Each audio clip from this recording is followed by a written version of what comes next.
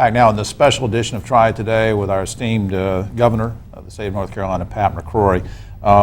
Let's pick back up with something, let's talk about economic development for a second. You started something called the Partnership for Prosperity. Educate me on that.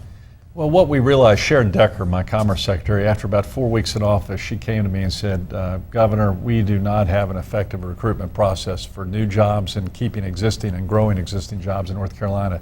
There are all these different groups with a lot of overhead. There's the Rural Center, there's the Charlotte Regional Partnership, there's the Biotech Center, and companies that are considering us don't know who to go to anymore. No. And then there's the Commerce Department, which had all these silos. And then you just give up and go away.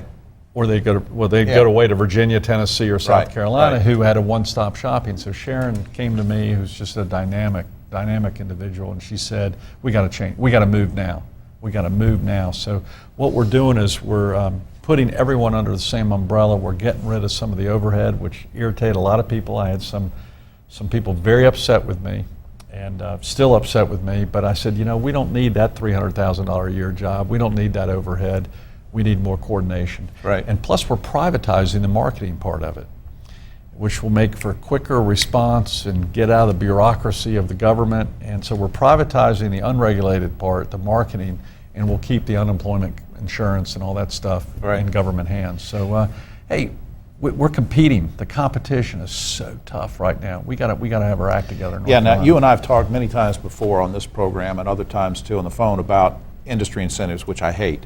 And a long time ago when Bill Orr was running for governor, Bob Orr, I'm sorry. He's a great guy. I'm getting older. I'm not young like you. Bob's gotten older too. I told him on the golf course. Did you tell him that? Is he a good golfer? Anyway, he was trying, when he was running for governor many years ago, he said, look, we need to get rid of these industry incentives. And I started waving a banner. I said, this is great. Then I tried to pin you down when you were running. I said, hey, can we get rid of them? And you sort of said you'd like to, but they're a necessary evil. Now, let's fast forward.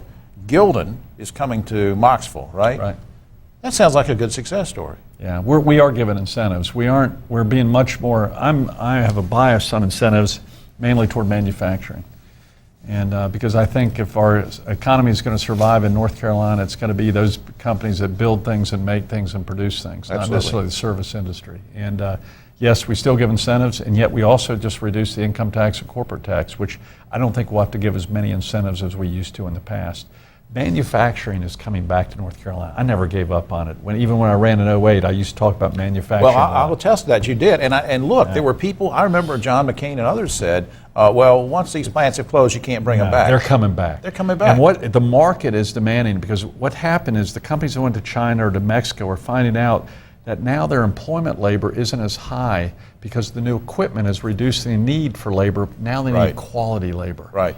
And so they need the craftspeople back. Well, I think the Gildan thing is a tremendous, I won't get on the soapbox. 3 areas, 3 different counties. It's going to be great. Along I-85. American jobs. Now, on the flip side, I wasn't real pleased about the Ruger deal for a couple reasons. One, that's $15 million in local and state incentives. Plus, we have the 15th worst gun violence rate in the nation, and these are people making guns.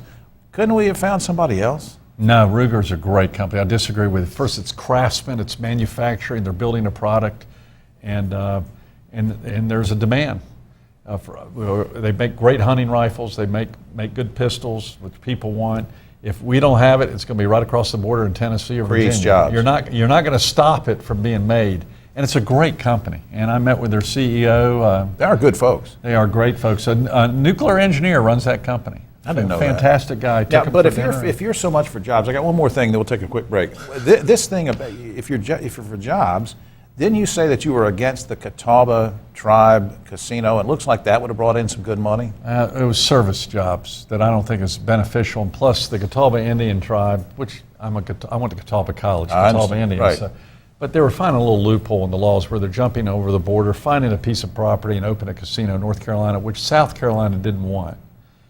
Well, that should tell you something right there. If we allow that by one tribe, all the other tribes can do the same thing in North Carolina, and we've just set up a real quagmire. All right. And I'm really looking for jobs that make things and produce things. And stay here and stay here and pay good wages. I went to a casino in Mississippi where I had to give a speech, meet with the energy officials this week, and I saw the people gambling too, and it looked like half of them were on disability, and they're using their government checks, and that's not conducive to a good society.